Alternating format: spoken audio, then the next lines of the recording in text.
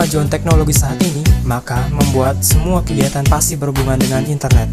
Internet mampu menghubungkan individu dengan bisnis untuk menyelesaikan sebuah transaksi secara elektronik.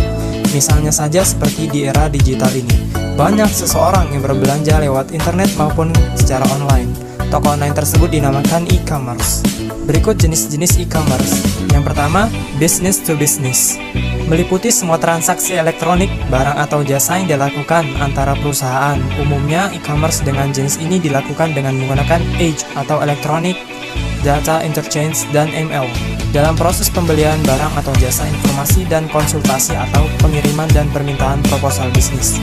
Yang kedua yaitu business to consumers. Jenis e-commerce antara perusahaan dan konsumen akhir.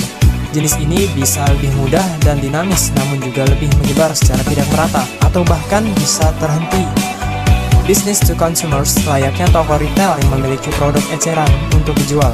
Yang membedakan dengan toko retail konvensional adalah pada proses transaksi yang sepenuhnya dilakukan secara online.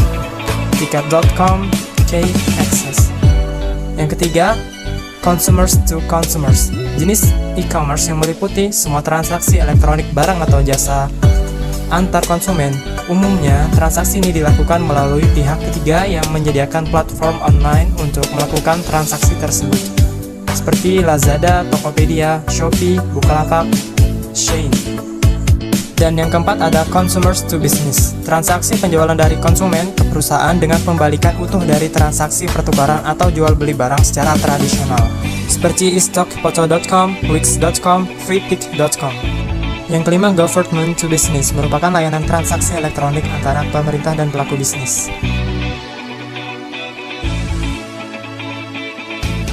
Government to government, IC digunakan untuk interaksi elektronik yang terjadi antar negara atau antar berbagai tingkat pemerintah di suatu negara.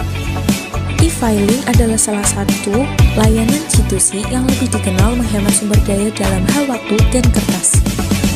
Proses transaksi elektronik yang dilakukan oleh individual kepada lembaga pemerintah. Pengaruh positif pada faktor vital ekonomi Indonesia. Membuat lapangan pekerjaan lebih luas, tingkat belanja yang lebih efisien, pertumbuhan ekonomi daerah. E-tailing. Perusahaan mengikuti strategi bisnis, klik saja, dan hanya melakukan bisnis secara elektronik di dunia maya. E-finance. E-finance adalah penggunaan sistem informasi untuk menyediakan layanan keuangan dan pasar. Broker online untuk mendapatkan informasi terbaru tentang harga saham, kinerja perusahaan, atau tingkat hipotek, dan menggunakan perusahaan pialang online untuk membeli atau menjual saham. Manfaat dari e-tailing. 1.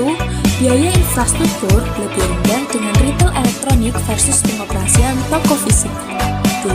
Perusahaan dapat memindahkan produk lebih cepat dan menjangkau basis pelanggan online. 3. E-tailing juga memungkinkan perusahaan untuk menutup toko yang tidak menguntungkan dan mempertahankan toko yang menguntungkan. 4. Biaya situs web lebih murah daripada toko fisik untuk dibuka, dikelola, dan dipelihara. 5. E-tailing mengurangi biaya iklan dan pemasaran. Kekurangan e-tailing. 1. Kepercayaan. 2. Pengalaman produk langsung. 3. Pengiriman dan pengembalian produk. Manfaat e-finance. 1. Transaksi keuangan jadi lebih mudah.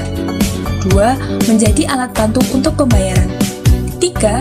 Membantu pelaksanaan investasi yang lebih efisien. 4. Membantu pihak yang membutuhkan untuk menabung, meminjam dana, dan penyertaan modal.